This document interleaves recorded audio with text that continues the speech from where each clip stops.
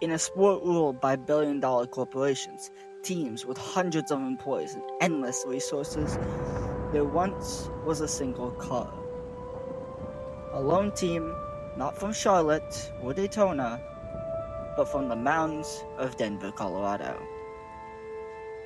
They had no advantage, no manufacturer backing at the start, and no big-name sponsors. But somehow, they went from nothing to conquering everything. This is the story of how a one-car team took on NASCAR's giants, won a championship, and then vanished as fast as they rose. This is Furniture Racing, the one-car miracle.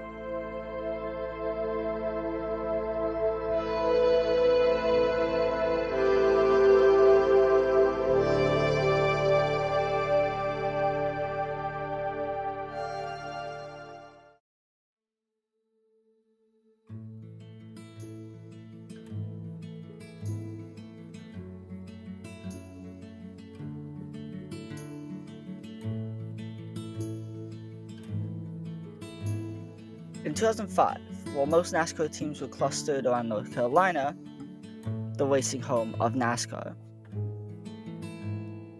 one man decided to build something entirely different, thousands of miles away. Barney Vesser wasn't a racing tycoon. He was a furniture store owner, a Vietnam veteran, and a dreamer. And his dream was to prove that a small independent team from Denver could compete on NASCAR's biggest stage. At first, nobody took them seriously. They were outsiders, literally and figuratively.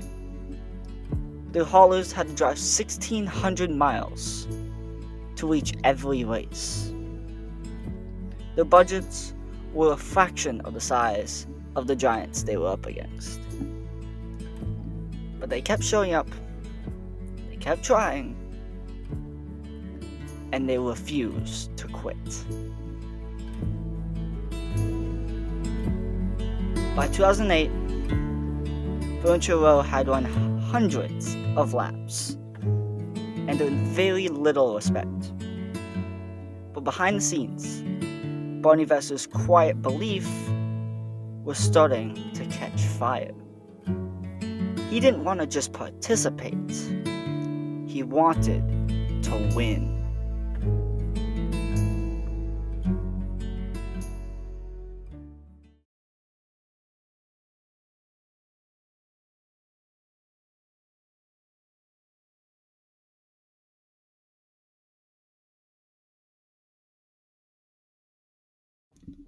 In 2009, the team found its first cornerstone, Regan Smith, a driver with heart, discipline, and no ego, which was perfect for a team that was still finding its identity.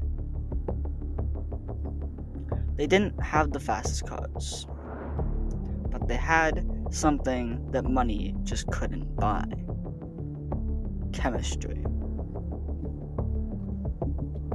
Then, in 2011, a miracle happened. Now let me paint the picture. Darlington. Under the lights, the Southern 500, Regan Smith, the quiet driver from New York, would hold off Carl Edwards to take Furniture Racing's first ever win. Crowds roared. The Denver shop celebrated like they'd won the championship. Because in a way, they had. That night proved something monumental. A small, one-car team could beat NASCAR's best. And suddenly, Furniture Racing was no longer a joke.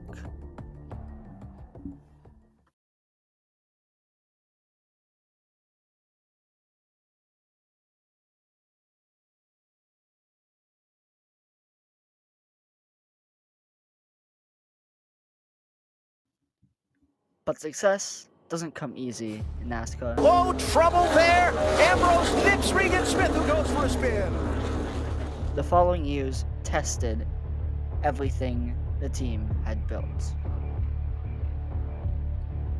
Barney took a risk, hiring a driver by the name of Kurt Busch. This is how it typically gets every week. I hate my job. A former champion, known as much for his temper as his talent. They want you to drop part of the back. I am in there! I'm in there! All these behind me, I'm down! Oh man, cool down. Let's send and get some points here.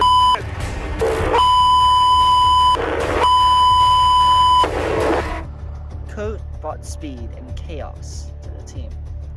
Ventura began to run near the front regularly, even making the 2013 playoffs, a first for an independent team. But the partnership was turbulent. Kurt wanted more, and by the end of the year, he was gone. Still, he'd left something behind. Proof that the little Denver team could compete at the highest level. Now, they just need the right driver to take them the rest of the way.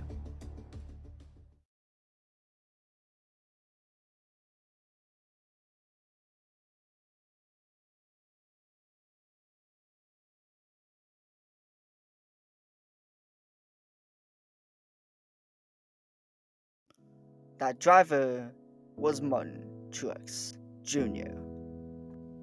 After losing his ride when Michael Waltrip Racing collapsed, Truex was desperate for a second chance. Ventura gave that to him. But 2014 was brutal. Martin Truex Jr. caution flag is out. Yellow's out. And that changes everything. Hit the big reset button on it all. We're not done yet.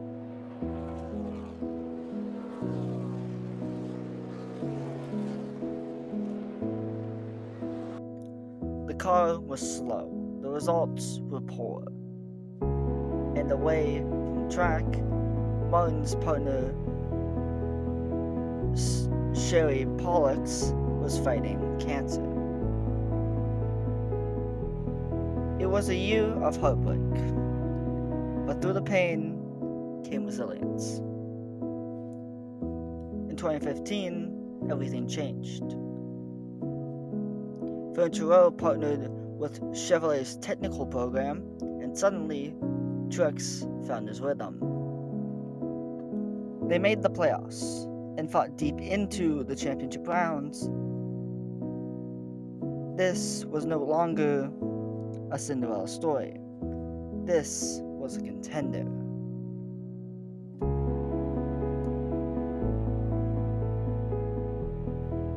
The Denver Miracle was starting to take shape.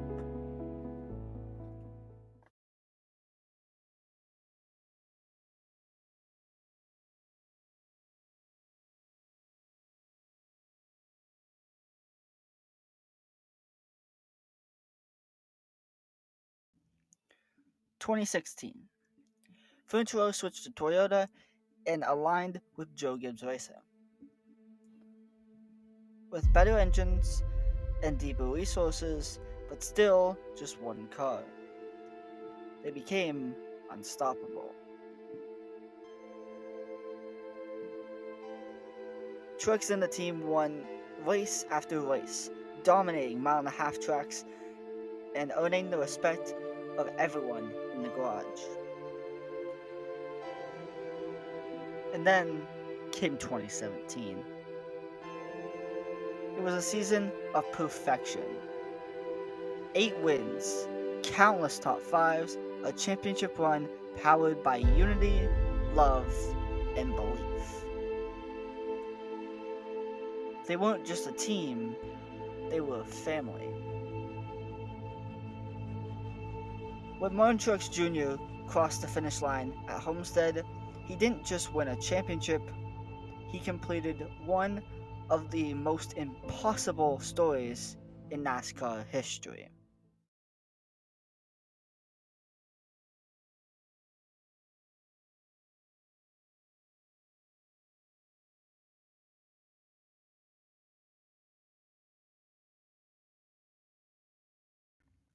But success comes with a price. Running a top tier NASCAR team costs millions. Even after winning the championship, sponsorship wasn't guaranteed. In 2018, longtime sponsor 5 Hour Energy announced they would not return. And just like that, the financial funding cracked. Despite being one of the best teams on track, Furniture couldn't afford to keep racing. And in September 2018, Bonnie Vesser made the heartbreaking announcement. Furniture was shut down after the 2018 season. A championship team gone in less than a year.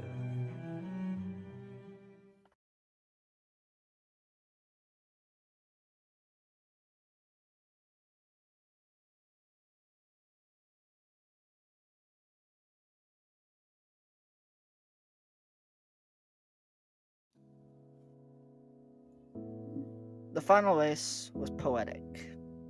Homestead, the same track where they'd reached the pinnacle just 1 year earlier. Trucks and the 78 crew gave it everything, but came up short and finished second to Joey Logano. And that was it. Tears filled the garage. The Denver Miracle had run its last lap. And the miracle was over.